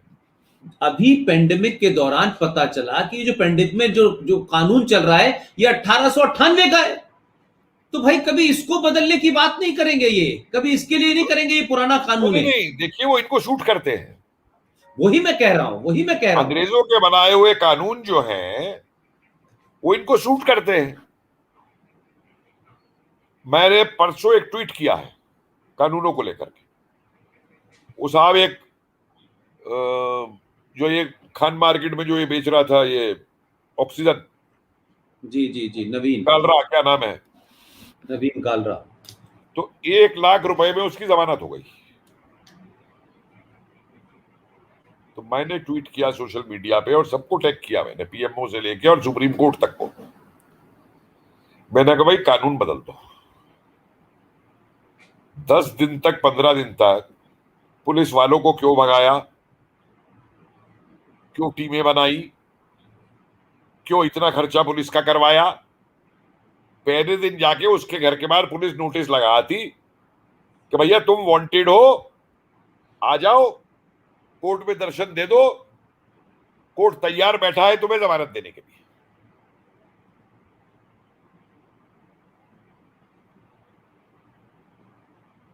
आज हमारे देश के अंदर सबसे टूटी हुई व्यवस्था है, और चाहे मेरे पे कोई कॉन्टेम्प्ट कोर्ट खड़े, मैं सुप्रीम कोर्ट में खड़ा होकर उसका जवाब दूंगा। सबसे टूटी हुई व्यवस्था अगर है जिसकी वजह से, जिसका मल्टीप्लायर इफेक्ट होता है और जिसकी वजह से तमाम अपराध और ये बढ़ते हैं, वो हमारी जर्जर कानूनी व्यवस्था है। आप कत्ल कर दीजिए, आप अरेस्ट हो गए, जेल में हैं आप, हाई कोर्ट आपको पैरोल पे भेज देगा।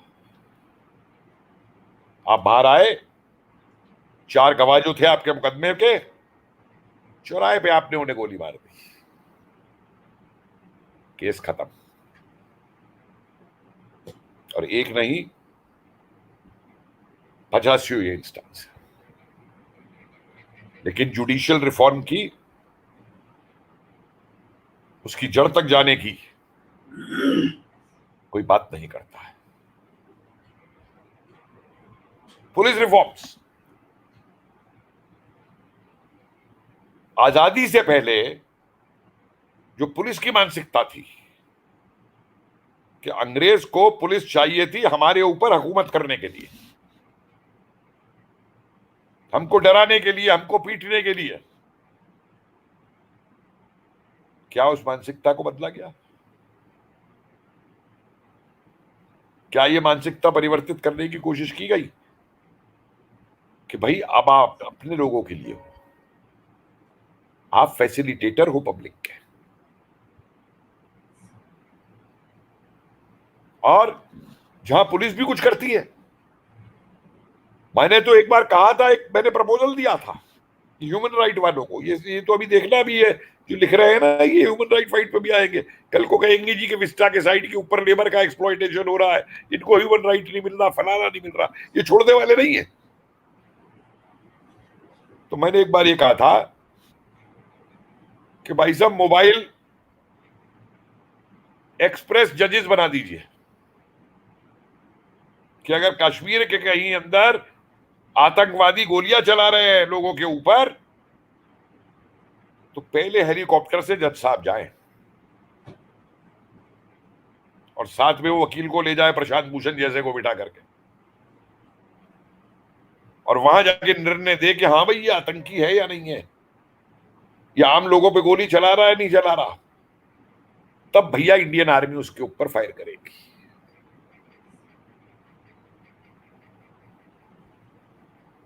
जो हाल बन गया, और इनका जो हाल है मैं खुद का बता दूं, जब खुद पे आती है तो हरियाणा का एक बहुत बढ़िया किस्सा है। एक पुलिस वाले ने चोर को पीट पाट दिया थाने के अंदर, तो उस पे ह्यूमन राइट्स में एक्शन हो गया। कुछ दिन बाद वो छोटा कोर्ट था, उनके जज साहब क्या चोरी हो गई, तो उन्होंने थाने से कहा भाई फोन किया मेरे यहाँ चोरी हो गई। थाने के इंस्पेक्टर ने कहा हाँ साहब रिपोर्ट लिखाने आ जाओ थाने में। बोले क्या मतलब? तो भैया होने लगे, नहीं साहब पहले आप रिपोर्ट लिखवाओ फिर आके इंक्वायरी करेंगे। आए जज साहब इंक्वायरी, अब फिर वो रोज फोन करे, चोर पकड़ा गया, हाँ साहब ढूंढ रहे हैं, देख रहे हैं, कर रहे हैं। 10 दिन बाद हाँ जी पकड़ा गया। बोला सामान वापस दिया उसने? बोला नहीं जी कुछ नहीं दिया। क्यों नहीं दिया? क्यों नहीं बकता? साहब हम उसको कुर्सी पे बिठाते हैं, चाय पिलाते हैं, उससे पूछते हैं श्रीमान जी बताइए आपने चोरी की थी या नहीं की थी? वो कहता है मैंने नहीं की। हम कहते हैं भाई साहब बताइए कि चोरी का सामान आपने किसको बेचा?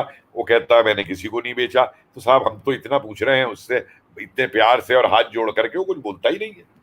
अरे लगाओ उसके 4, अभी बोलेगा। तो साहब लगाऊंगा तो फिर आप मुझे थाने में बंद कर।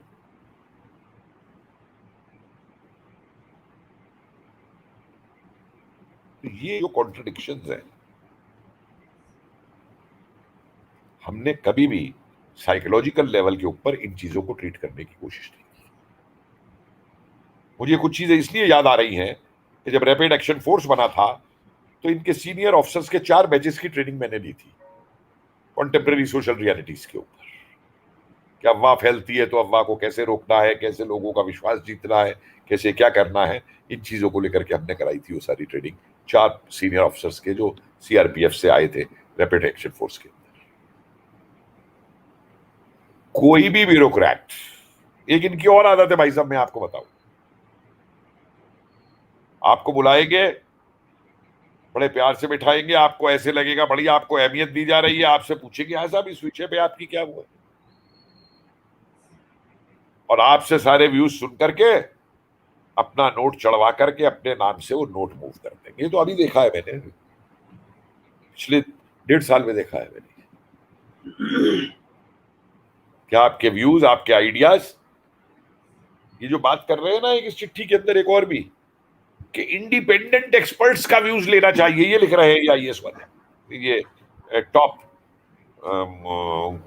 Top bureaucrats of India. जरा इनसे एक एक से पूछो कि श्रीमान जी जिस जिस पोस्ट पे तुम थे, तुमने कभी कोई इंडिपेंडेंट ओपिनियन भी ली? इंडिपेंडेंट एक्सपर्ट की तो बात छोड़ दो, तुमने कभी इसी इंडिपेंडेंट की उसको अहमियत दी?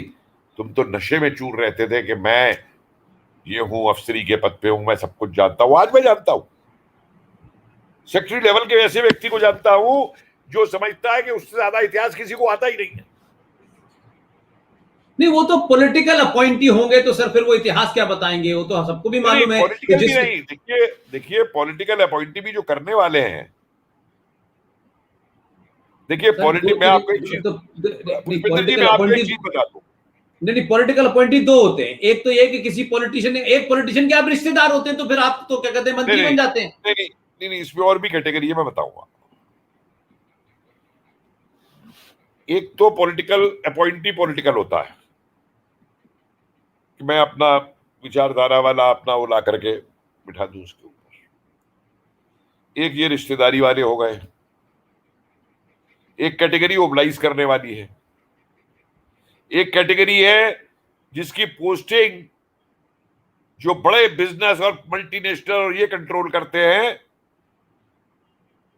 वो करवाता है। आप लाख कोशिश कर लीजिए, आप उसको नहीं हटवा पाएंगे। हमने देखा ही, जो आदमी आज भी बैठ के सरकार को धोखा दे रहा है, चूना लगा रहा है करोड़ों रुपए का, आप मर जाइए, उसकी शिकायत कर करके कोई सुनवाई करने वाला नहीं है। क्यों? बहुत से केसेस में ये भी हो रहा है कि ये ब्यूरोक्रेट्स ऐसा घेरते हैं पॉलिटिशियंस को और मंत्री को। मुझे एक वाकया याद आ गया 1977 का। मैं यूपी की असेंबली, या ये सेक्रेटेरिएट है यूपी की लखनऊ में, सेंट्रल सेक्रेटेरिएट, वहां होम सेक्रेटरी से मुझे परमिशन लेने जाना था, क्योंकि मुझे सीआईडी रिकॉर्ड रूम गोखले के परमिशन लेनी थी, तो वहीं से परमिशन मिलती है, रिकॉर्ड क्लोज्ड है। तो कहते साहब मैं लिख के ले गया, वहां चपरासी ने मुझे बाहर खड़ा कर दिया। इलेक्शन होके 77 के उसी समय रिजल्ट आके गवर्नमेंट बनी थी असेंबली। तो मालूम है वहां खड़ा हुआ जो चौकदार टाइप खड़ा करते हैं अंग्रेजी जमाने से, उस तरीके की वर्दी पहन के, क्या कह रहा है वहां पे दूसरे से? कहता अभी तो मजा ले रहे हैं, इन्हें बड़ा मजा आ रहा है, जो कह रहे हैं कि आने दो पब्लिक को, आने दो, सबको मिलने दो, सबको मिलने दो। बोले देखना 5 दिन बाद अभी यही कहेंगे, इसको कैसे घुसने दिया, अंदर बाहर निकालो सबको। तो ये ब्यूरोक्रेसी के अंदर भी इनके तरीके हैं, इनके स्टाइल हैं, जिस तरीके से ये मंत्री को घेरते हैं। हाँ साहब ये तो ठीक है, ये तो ठीक है, पर जरा ये भी देख लीजिए, जरा इसका ये एंगल ना हो जाए साहब, वो एंगल ना हो जाए। और आजकल तो क्योंकि मीडिया आ गया है, मैं प्रेजेंट गवर्नमेंट की एक मंत्री को जानता हूं, जिस मंत्री ने ब्यूरोक्रेसी की ऐसी तैसी कर दी थी। वो नहीं सुनती थी ब्यूरोक्रेसी की, तो उसको हटवाने में सारी ब्यूरोक्रेसी एक हो गई। और एक आपको और एक इंस्टांस में बताता हूं ब्यूरोक्रेसी के मैनिपुलेशन का। इग्नू बनी पार्लियामेंट के एक्ट से, और इग्नू के अंदर कोई भी बदलाव तब तक नहीं किया जा सकता जब तक के पार्लियामेंट उस एक्ट को पास ना करे। पल्लव राजू साहब के काल में इन सारे ब्यूरोक्रेट्स ने मिलकर के इग्नू को जो है एक वो स्टेटस बना दिया जो कॉरस्पॉन्डेंस कॉलेज का होता है। उसके आज से डिस्टेंस एजुकेशन काउंसिल ले ली, सब कुछ ले ली, जो डिस्टेंस एजुकेशन के इग्नू को करने थे वो सारे किए। तो हम लोगों ने, कई लोगों ने उसके ऊपर प्रोटेस्ट किया और उसके ऊपर तमाम रिप्रेजेंटेशन किए, सब किया, तो मामला पार्लियामेंट्री कमेटी तक गया। पार्लियामेंट्री कमेटी ने बाकायदा उस रिपोर्ट में लिखा कि this is a violation of the IGNOU act passed by the parliament. Parliament सब लेजिस्लेशन कमेटी पे चला गया। सब लेजिस्लेशन कमेटी की मीटिंग थी, गलती से इग्नू की तरफ से हम चले गए वहां। तो वहां यूजीसी चेयरमैन ने जिस तरीके से चेयरमैन के सामने उस कमेटी के बखान करना शुरू किया, तमाम झूठ बोल रहा था, तो हमने हाथ खड़ा कर दिया। तो हमने कहा कि sir these are all lies being fed to you. तो दूसरा कोई बोला please don't use this language. I said, okay, sir, I take those words back. But I will say that the information being provided to you is not factual and correct. तो बोले बोलिए। तो मैं जब सब कुछ बोल दिया, तो उसके बाद में बाहर निकल करके आए, मीटिंग जब खत्म हो गई, तो सेक्रेटरी साहब मुझसे बोले, HRD कपिल जी, ये एक प्रोटोकॉल है यहां पे कि सिर्फ सेक्रेटरी बोलता है या जिसको चेयरमैन कहे कमेटी का वो बोलता है। मैं भी बेवकूफ नहीं था, मुझे भी मालूम था कि क्या है। तो मैंने कहा साहब आपने, ओबरॉय साहब मुझे तो बताया नहीं, मैं तो आपसे मीटिंग में अंदर जाने से पहले मिला था, आपके पास भी खड़ा हुआ था, आपने तो बताया नहीं, अब मुझे क्या मालूम। और जब वो आदमी झूठ बोल रहा है वहां पे और आप सुन रहे हैं उसके झूठ को, तो मैं क्या कहूं, मैं क्या करूं। तो इतने में एक और साहब आ गए, मैं था, मेरी पीवीसी मेरे साथ खड़ी हुई थी, और वो आके मुझसे कहते हैं, how dare you spoke like this.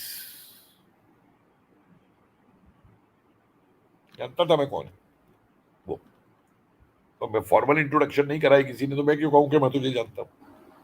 मैंने सेक्रेटरी से कहा, who is this joker, tell him कि when two persons are speaking, not to interfere, and tell him also that I am a professor, I am not his office attendant, and tell him also that he may be IAS, but I produce IAS, and it is my misfortune that such an IAS has been produced who doesn't know even mannerism. मेरी PVC थर-थर कांप रही, खामियाजा भुगता मैंने उसका, बहुत जगह मुझे नुकसान पहुंचाया। लेकिन भाई साहब मैं आपसे क्यों लूं, दिक्कत हमारी एक और है इनके सामने, मैं आपको बताऊं इनकी मानसिकता ऐसी क्यों हो जाती है। मैंने बड़े बड़े वाइस चांसलरों को देखा है साहब, मिनिस्ट्री में जाकर के अंडर सेक्रेटरी और डेस्क ऑफिसर को जाके नमस्ते और प्रणाम करते हुए।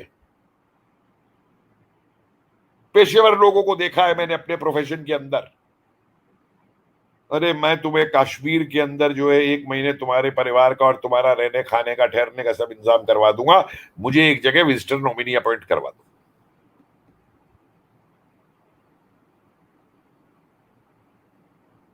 तो गलती तो हम में भी है ना, हम क्यों अहमियत देते हैं उनको।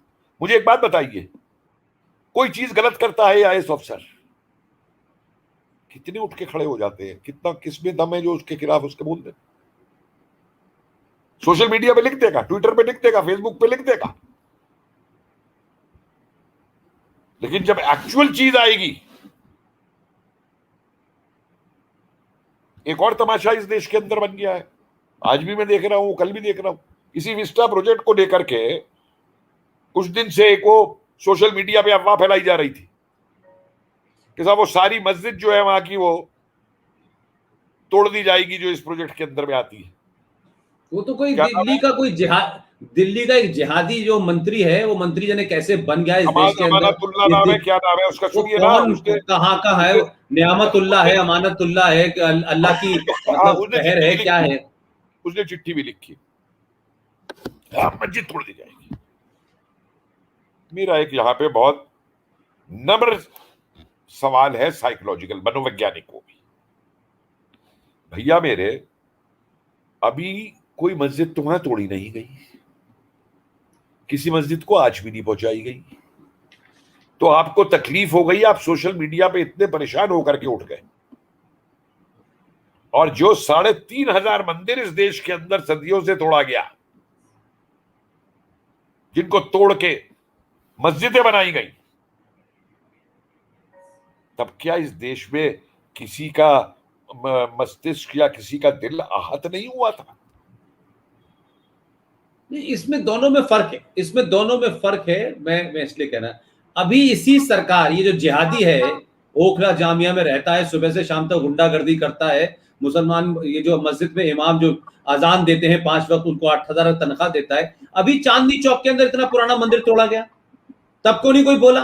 लेकिन दूसरी बात यह है, कपिल साहब एक टेक्निकल बात कर दूसरा, मस्जिदें अल्लाह का घर नहीं है, इस्लाम में मस्जिद पवित्र स्थल नहीं है, पाक जगह नहीं है। वहां ना तो मोहम्मद साहब की तस्वीर लगी हुई, ना कुरान मजीद रखा, ना वहां अल्लाह मौजूद है। पूरे पूरे पूरे मक्का में जिस जगह मोहम्मद साहब ने नमाज पढ़ी उसे तोड़ करके वहां पे समतल कर दिया गया। ये तो यहां हिंदुस्तान में एक जिहाद है, उसके माध्यम से हिंदुओं को डराओ और मस्जिद जहां दिल चाहे खड़ी कर दो। हर सरकारी जमीन पे सब होता है, हर जगह फुटपाथ पे एक साला पीर पैदा हो जाता है, हर पीर का उर्स होने लगता है। ये तो एक अजब कहानी है। मैंने अपने जमाने 88 में जब आया था तो इलेक्शन कमीशन के सामने एक पीपल के उसके नीम के पेड़ के नीचे छोटी, अब वहां पे ढोल मजीरे होने लगे। अब जो जिस दिल्ली के अंदर फुटपाथ पे चने नहीं बेच सकते वहां मजार बन गई। ये साला सेकुलरिज्म इस देश के अंदर।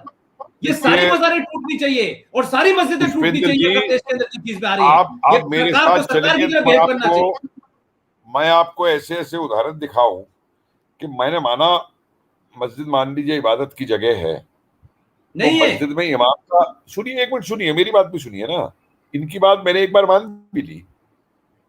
तो मस्जिद इमाम का दफ्तर वहां पे चलाने की जगह नहीं है। उस मस्जिद में कबाड़ियों का बिजनेस करने की जरूरत नहीं है। उसकी आड़ में पता नहीं क्या क्या होता है। मैगजीन के दफ्तर खुले हुए बीच चौराहे पे। तो इसलिए ये अलग अलग तरीके के जो हथकंडे अपनाए जा रहे हैं, ये सारे एक ही टूल किट का पार्ट है।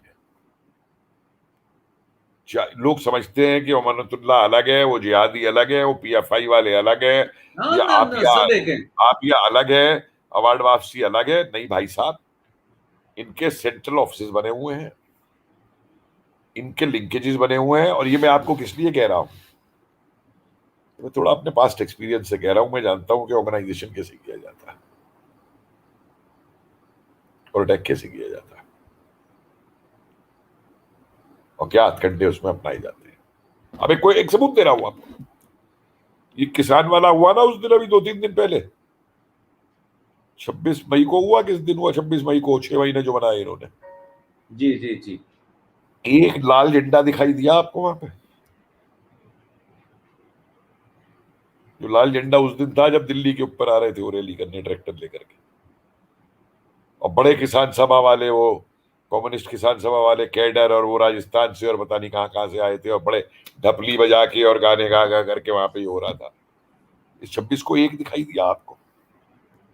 ये हरा झंडा भी नजर नहीं आया। लाल, वही तो कह रहा हूं, लाल झंडा नजर नहीं आया। और इस 26 को आपको नहीं, ये योगेंद्र यादव टाइप के आपको कोई नहीं दिखाई दिए वहां पे, जितने एनार्किस्ट हैं। वो जितने PFI टाइप वाले हैं और वो जो शालीन बाग वाले थे, एक नहीं दिखाई दिया। क्यों?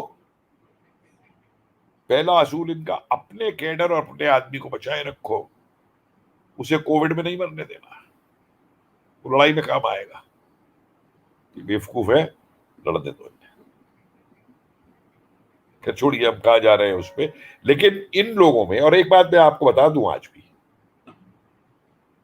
प्रेजेंट सरकार के लिए नहीं, भारत की किसी भी सरकार के लिए, जो सरकार एक राष्ट्रवादी दिशा देना चाहती है, उसके लिए सबसे बड़ी समस्या खड़ा करने वाले जो है इस देश के, सबसे पहले जो ब्यूरोक्रेटी के अंदर कुछ एक माफिया बैठा हुआ है। सन 47-45 से एक बहुत बड़ा माफिया है हिंदुस्तान की ब्यूरोक्रेसी में। आपने खुद मुझसे उस दिन कहा था जब नेताजी म्यूजियम पे बनाने वाली बात थी, कि प्रधानमंत्री ने जो ट्वीट किया था 21 अक्टूबर को जाते हुए लाल किले से पहले, कि लोग बाल नोच खाएंगे मेरे। ऐसी फीडबैक दी जाती है BMO के अंदर जाकर के लोग, और डिफरेंट तरीके से ऑपरेट करते हैं। अंडमान के अंदर मोदी जी ने इतना बड़ा सम्मान दिया वहां पे जाके, कि वो स्वराज और दीप वापस नाम रखे जो नेताजी ने रखे थे, और झंडा फहराया। उस प्रोग्राम तक को विफल करने के लिए यह फैला दिया गया कि साहब अंडमान में तो बहुत सारे हिंदुस्तानियों को मारा था आजाद हिंद फौज ने। ये नहीं मालूम कि अंडमान 1 साल तक जापानियों के पास रहा था, और नेताजी सुभाष चंद्र बोस ने वापस लिया था जापानियों से कि तुम्हारा इस पे कोई हक नहीं है, ये भारत की भूमि है। मैं आपसे एक आखिरी सवाल आपसे पूछता हूं, क्योंकि आपको आप दो बड़े ऐसे प्रोजेक्ट में शामिल रहे हैं और आपसे मुलाकात मेरी होती रही है, और आप तो दिल्ली में पहले आदमी हैं, जब मैं शायद दिल्ली की मैंने ट्रेन भी नहीं देखी थी तब मैं आपसे मिला, उस वक्त से आपको जानता हूँ। आप दो बड़े प्रोजेक्ट में शामिल रहे और लगातार आपका ब्यूरोक्रेट से वो होता रहा। प्राइम मिनिस्टर के ऑफिस से कुछ चलता है, कल्चरल सेक्रेटरी तक कुछ और हो जाता है, आप वहां जो है अपना प्रेजेंटेशन कुछ देते हैं, कलकत्ता पहुंचते पहुंचते कुछ हो जाता है, यहाँ जो आपका ये जो पूरा आपने मेमोरियल बनाया यहाँ कुछ हो जाता है। तो ये मसला क्या है? आप हम समझते थे 2014 के बाद से कुछ हुआ, तो क्या आपको लगता है, आपने तो कई सारे एक्सपीरियंस है आपके, क्या आपको लगता है कि अभी भी ब्यूरोक्रेट जो है वो अपनी मनमानी कर रहा है क्योंकि उनके कुछ आका सरकार में मंत्री हैं और वो उस वजह से उसके क्या है? मतलब मैं इस जी देखिए, हर तरीके के लोग हैं। मैं आपको एक चीज बता दूं, मुझे कहने में कोई भी वो नहीं है, क्योंकि जिसने जो काम किया है उसको उसका क्रेडिट मिलना चाहिए। कि अगर उषा शर्मा जी डीजी नहीं होती आर्कियोलॉजिकल सर्वे ऑफ इंडिया की, तो ये म्यूजियम 23 जनवरी तक कभी भी जो है पूरे नहीं हो सकते थे टाइप के।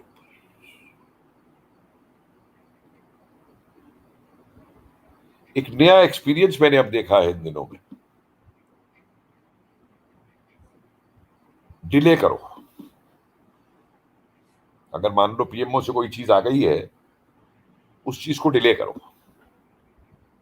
और जब टारगेट डेट नजदीक आने लगे तो हल्ला मचा दो कि इतनी कम समय रह गया है, पूरी कैसे होगी ये बात, क्या वो होगी, और उसमें फिर अपनी मनमानी करो।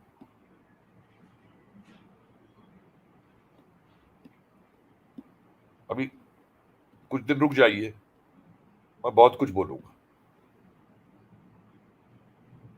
आपने फिर भी बहुत कुछ बता दिया, अपने एक्सपीरियंसेस को मोदी ही जी बता तक मैं दिया आपको एक बात बता दूं आपको, जी।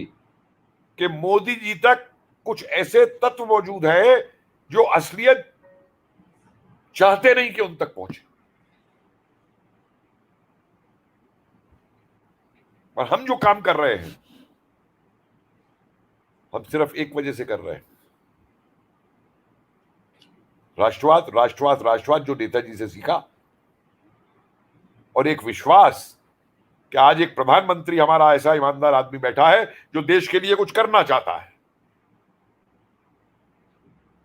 नहीं, लेकिन आप कह रहे हैं कि अगर उस ईमानदार प्रधानमंत्री के चारों तरफ ऐसे लोग हैं जो बेईमान हैं, जो डिले करना चाहते हैं, जो सरकार की छवि बिगाड़ना चाहते हैं, जो उसमें अपना कट लेना चाहते हैं, तो किसकी जिम्मेदारी है कि ऐसे लोगों को हटाया जाए? क्योंकि मैं ये मानता हूं कि सत्ताएं बदलती हैं, व्यवस्था नहीं बदलती।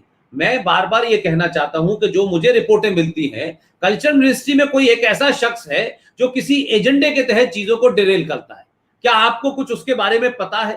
क्योंकि आप उस मिनिस्ट्री को, आप कहते, आप कोई कह के कुछ आते हैं, होता कुछ है, और वो शख्स किसी बहुत बड़े नेता का रिश्तेदार है।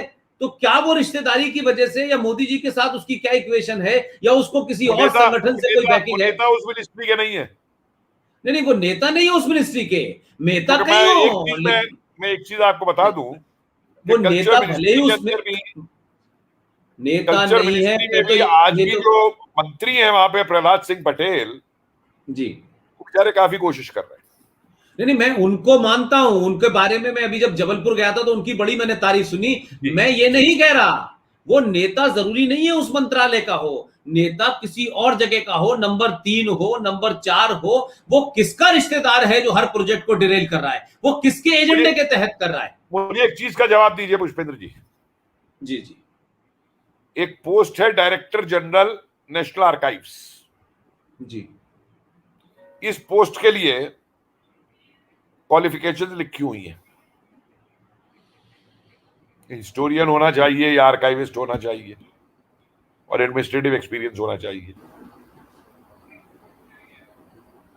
एक ही हिस्टोरियन वहां पे आज तक जो है डीजी बनाया गया, हर बार जो है डीजी की पोस्ट वहां पे आईएएस को दे दी जाती है।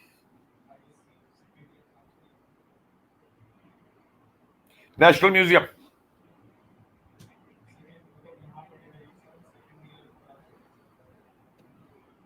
आर्कियोलॉजिकल सर्वे, अच्छा रहा कि देखिए कुछ डैशिंग अच्छे अफसर भी होते हैं, जो मैंने आपसे कहा, उषा शर्मा जी का मैंने नाम लिया आपसे कि बहुत डैशिंग थी और बहुत अच्छा काम किया, बट अदरवाइज भाई आप जिसको प्रोडक्शन आती है, प्रोडक्शन मैनेजर तो उसको बनाइए।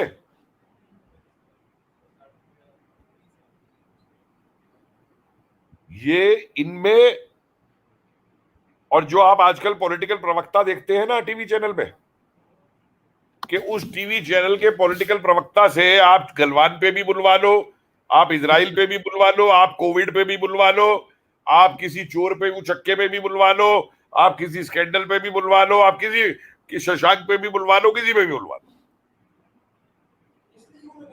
तो उसमें और इस आईएएस अफसर में कोई फर्क नहीं है जिसे सब कुछ आता है। भाई साहब, आज है स्पेशलाइजेशन का जमाना। आज के जो आपको अफसर चाहिए, उन अफसरों में और जो अफसर 47 से पहले अंग्रेज को चाहिए थे, उसमें बहुत फर्क है।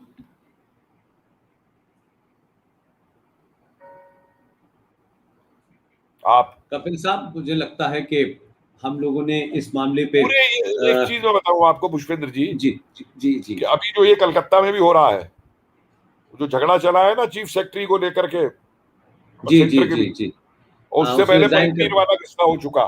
इट इज जी हाई जी time, it is high time कि गवर्नमेंट आईएएस और इन सब सेंट्रल सर्विसेज को लेकर के अपने रूल्स को रिवाइज करें। फिर वो सेंट्रल सर्विसेज कहां से रह गई? जो हमारा एक संघीय ढांचा है जिसमें सेंटर और स्टेट का एक अपना अपना दायरा है, और जो साथ का दायरा है, भाई वो आईएएस था, वो 31 मई को रिटायर हो रहा था। आप एक रूल क्यों नहीं बनाते कि जो भी आईएएस, ये इन्हें कैडर खत्म करने होंगे, ये कि वो बंगाल कैडर से है, वो तमिल कैडर से है, वो उस कैडर से है। ये तो आप फ्यूडलिज्म को बढ़ावा दे रहे हैं कि वहां ये पॉलिटिकल पार्टीज है, उन्हीं को आप सर्व करते रहिए। स्टेट वाइज कैडर्स जो है इन्हें खत्म करने होंगे, रूल्स डिफरेंट करने होंगे। उसकी पेंशन डीओबीटी ने देनी है। कहां से उसको इतनी शय मिल गई कि अब उसे अपनी पेंशन की भी चिंता नहीं है कि मेरे ऊपर एक्शन हो जाएगा। पूरा आईपीएस अफसर जो है बंगाल के अंदर किसके अंडर में आता है? इंडियन पुलिस सर्विस उसे क्यों बोलते हो फिर? अगर उसने काम ही वो करना है जो स्टेट गवर्नमेंट ने कहना है उसको, तो let it be Bengal police service. खत्म करिए ये सेंट्रल सर्विसेज। अगर आपकी इन्फोर्समेंट डायरेक्टरेट या सीबीआई जाकर के एक स्टेट के अंदर किसी की इंक्वायरी तक नहीं कर सकती, बहुत ऐसे समय से हम लोग गुजर रहे हैं, इसमें बहुत कुछ सोचने की जरूरत है। लेकिन मेरी तो एक चाहत है, और मैं चाहता हूं कि वो खत्म हो। ये जो गवर्नर हमारे यहाँ सिस्टम चल रहा है, और गवर्नर हाउस जो है, जो लोग 3-3 एडीसी कंधा पकड़ के उठाते हैं, कंधा पकड़ के बिठा देते हैं, न खड़े हो पाते हैं, न मुंह में दांत है, न पेट में आंत है। ये गवर्नर जाते हैं वहां, इतना बड़ा प्रोटोकॉल, इतनी बड़ी बिल्डिंग, इतने बड़े रईसों के अंदाज में रहते हैं। भाई ये गवर्नर का क्या काम है? सरकार को रिपोर्ट भेजनी है, 5 कमरे का मकान दे दीजिए। ये इतनी दुनिया जमाने के बड़े बड़े गवर्नर हाउस है, आप देखें अंग्रेजों के जमाने के, और ऐसे ऐसे गवर्नर होते। मेरी बात, एक गवर्नर तो खड़े नहीं हो पाता था बेचारा। पुष्पेंद्र जी, क्यों मैंने तो बनाए इसको जाते हैं? लेके सोशल मीडिया पे ट्वीट भी किया, टैग भी किया, बंगाल और महाराष्ट्र की स्थिति को देखते हुए, कि जब गवर्नर खुद इतना लाचार है वहां पे कि उसकी गाड़ी तक को प्रोटेक्शन नहीं मिल सकती, तो खत्म करिए इस पद को। इस पद के ऊपर इतना पैराफर्नीलिया और इतना पैसा और ये सब जो खर्च होता है, ये क्या तमाशा बना हुआ है? क्योंकि अंग्रेजों के जमाने में लाट साहब चाहिए थे, तो क्या आजाद हिंदुस्तान में भी हमें लाट साहब चाहिए? नहीं और चलिए, फिर नहीं, एक लेकिन और तरीका बन गया। मैं आपको एक और देखिए, हमारा मैं किसी गवर्नर की सक्षमता के ऊपर कोई आघात नहीं कर रहा हूं, प्रश्न नहीं उठा रहा हूं मैं, लेकिन एक ट्रेंड जो मैंने देखा है कि जब वो आदमी मिनिस्टर रह लिया, पॉलिटिक्स में रह लिया, वो रह लिया, सब चीजों से निकल गया, 75-80 साल का हो गया, तो भैया अभी से गवर्नर बना दो।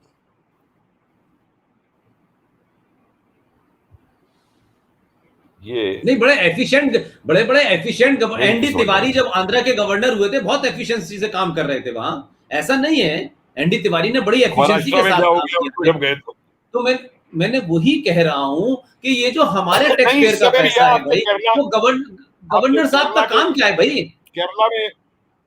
केरला में आप केरला के गवर्नर इस समय अच्छा काम कर रहे हैं।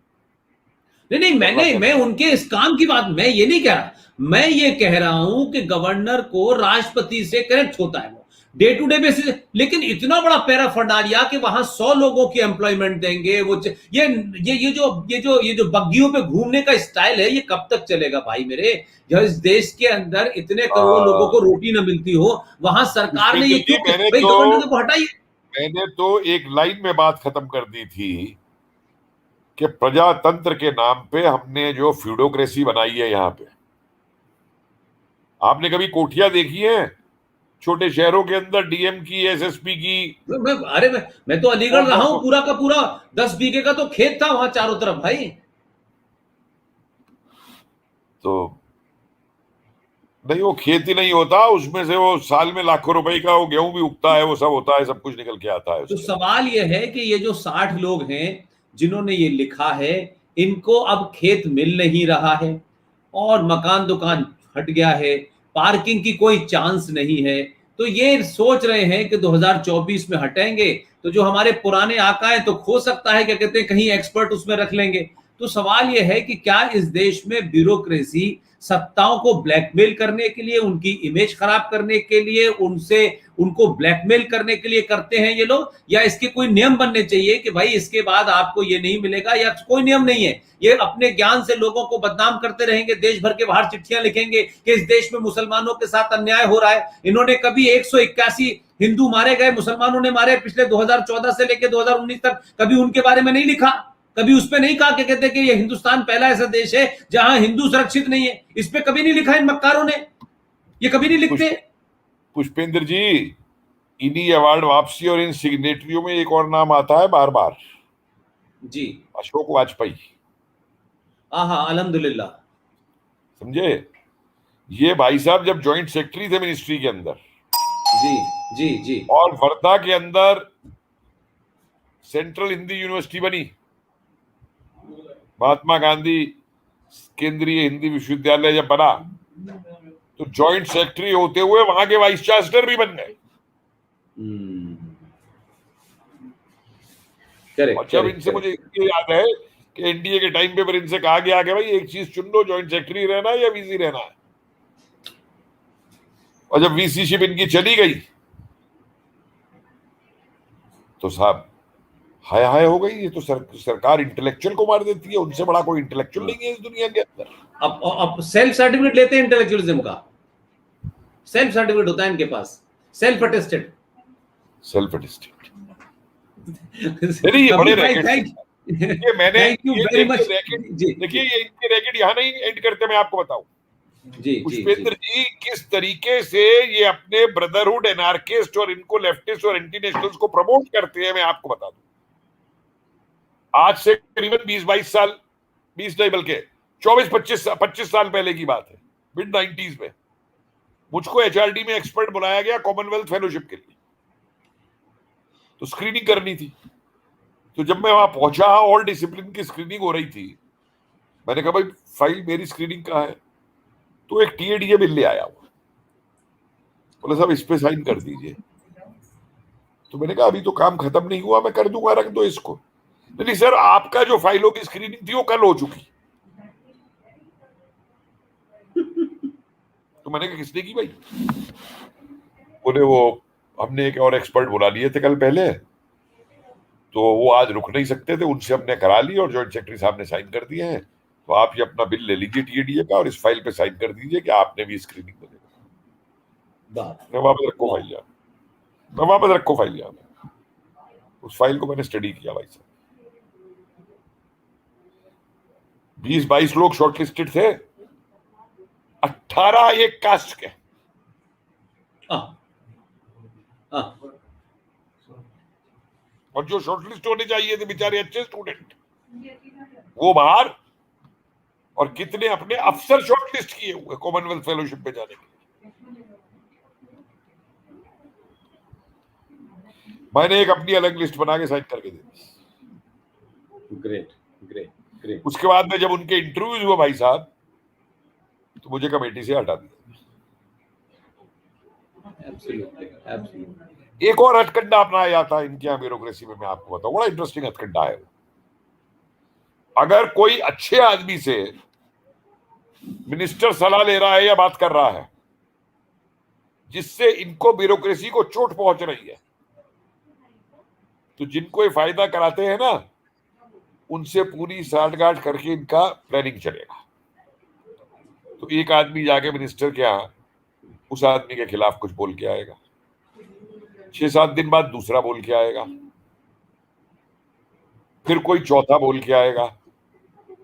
तो मिनिस्टर भी परेशान हो जाएगा कि भाई ये तो अलग अलग 4 आदमी आके मुझको इसके खिलाफ बोल रहे हैं, उसको ये तो मालूम नहीं है कि इन चारों की साठगांठ है आपस में। तो सेक्रेटरी से पूछेगा भाई बड़ी शिकायतें आ रही हैं इसकी, ये 3 लोग खिलाफ बोल गए।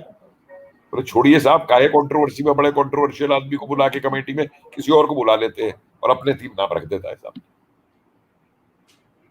ऑर्गेनाइज ग्रो है, ग्रो ऑर्गेनाइज माफिया ऑपरेशन है ये। ग्रेट। आप लोग ड्रग्स और इसके माफिया के ऑपरेशंस तो बता देते हैं, लेकिन ये पोस्टिंग्स करने में, कि महाराष्ट्र में थाने बिकने का हो रहा, भाई साहब मुझे तो मेरठ की मालूम है सन 70 के अंदर कि सदर थाना कितने का बिकता था और लाल कुर्ती का थाना कितने का बिकता था। थाने बिकते थे सब।